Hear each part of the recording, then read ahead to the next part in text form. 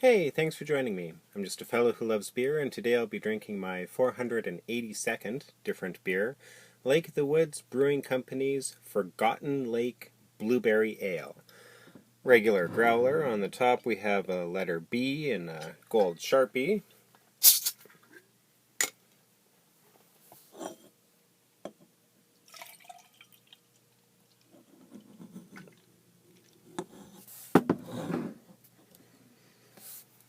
And we're getting about a half finger of off-white small bubbly head. It is a wonderful dark color, throwing fingers behind. Fingers are there, but fingers are hazy.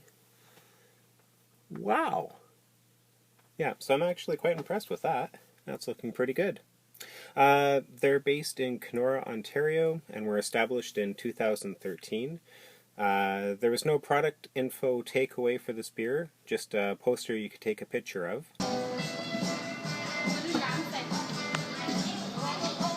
which expounds, Forgotten Lake Blueberry Ale, brewed with 110 pounds of wild blueberries.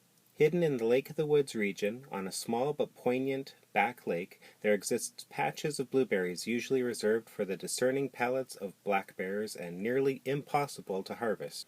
Forgotten Lake Blueberry Ale is as much a testament to the region and buy local movement as that to the people who brew it. Strong yet subtle, resilient and determined, such is the flavor of this local craft beer.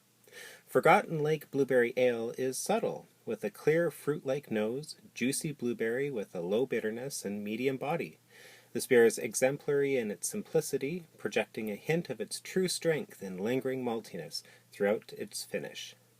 Although higher than average alcohol by volume, its finish is muted in a well-balanced flavor profile between malt and fruit. Complex in its makeup, but an extremely sessionable beer. Great way to kickstart summer on Lake of the Woods. The beer clocks in at 6.8% with an IBU rating, International Bittering Units, basically how bitter the beer is, of a low 15. So a little info dense there, but what do they actually just say? 110 pounds of wild blueberries, and that around the Kenora area there are blueberries. Okay, but they're not saying that the berries they're using are from here. The beer is a testament to the region, we have blueberries, and buy local movement. Maybe they're locally bought. And the people who brew it. Hooray for us! If the berries were bought locally, they would have been kept frozen over winter, as right now. It's only within the last couple days that the trees have exploded out into green. It's the very beginning of the growing season. The grass is just starting to wake up and say hello to the world. We had a tremendous winter, one of the best ones in decades. Lasted crazy long, super harsh, hooray! And now we're mid-May. The flavor is described as strong yet subtle, resilient and determined. I can accept that as within the flavor some characteristics could match up with those polar opposites. And those polar opposites become a running theme. The beer is exemplary in its simplicity. It's complex in its makeup. Although it's higher than average alcohol by volume, 6.8%, it's an extremely sessionable beer. This isn't The Simpsons, and I'm not in Rand McNally where people wear hats on their feet and hamburgers eat people. What's a session beer?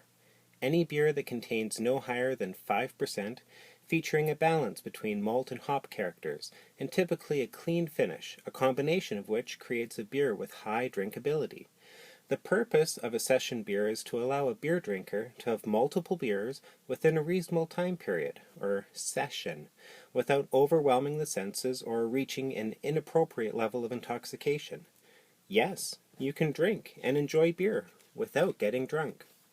The math that Beer Advocate supplies has a session length of 4 hours, topping out at 8 UK pint glasses of beer, measuring at 20 ounces, at 3 to 4%.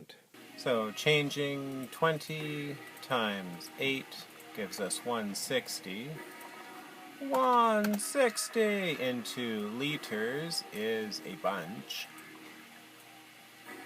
So we're going to drop our decimal place down. 4731.764 4.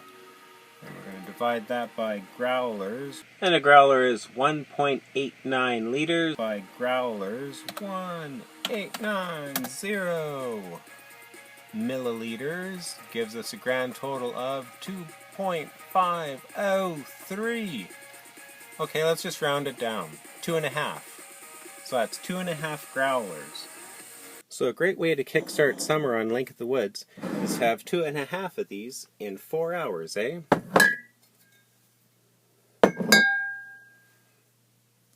All I have to say to that is, please drink responsibly, don't drink and drive, have a designated driver, and a wonderful summer. Welcome back, tourist friends, to Kenora, Ontario, home of Husky the Muskie, Husky the Muskie! and the... Yes. You fool! You should have entered UK ounces instead of US ounces. It's different! Well, it's the same point. It ends up being a lot of liquid to drink down over a couple hours. It's way too strong at 7%. If it's lesser, yes, you can get away with that. But at 7, no! It's too strong! It can be a great beer and taste wonderful and something to share, but it can't really be classified as a session beer. So what are we looking at here? Fruit beers are a wide-ranging classification referring to any beer fermented and or conditioned with fruits or flavored by fruit juices, extracts, or syrups.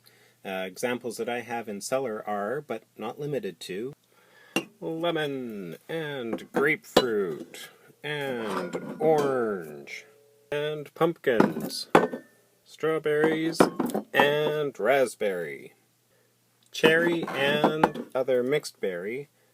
There's so many fruit beers out there, it's just amazing. The only other blueberry ale that I have in house is Pump House Blueberry Ale, and this is made with natural blueberry flavor. It's essentially an extract, and clocks in at 5%.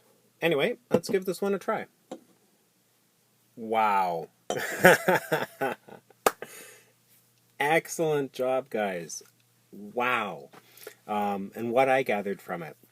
Light malty aroma with a background full of sweet, juicy notes. Pretty clean and inviting. The taste is simply wonderful. Light malts pour over the palate, and then it morphs into beautiful sweet and fruit. The berries! More the flesh than the skin. Not really tannic at all, but gorgeous and delicious. So full-flavored. I'd say heavy, medium-bodied. There's a lot of taste going on, and it makes the alcohol wonderfully just disappear. It's up to just shy of 2% over 5. You wouldn't notice it until you got up for your second growler. Carbonation died down and wakes up if you ask it to. It is very easy drinking. It is flavored beautifully, and it is an excellent beer. On my metric system, I'll give it a 2. Excellent. I'm impressed by it and feel it stands above. Splendid job, guys. This is a very limited release, and I'm looking forward to the next time that you have it on your shelves. Cheers.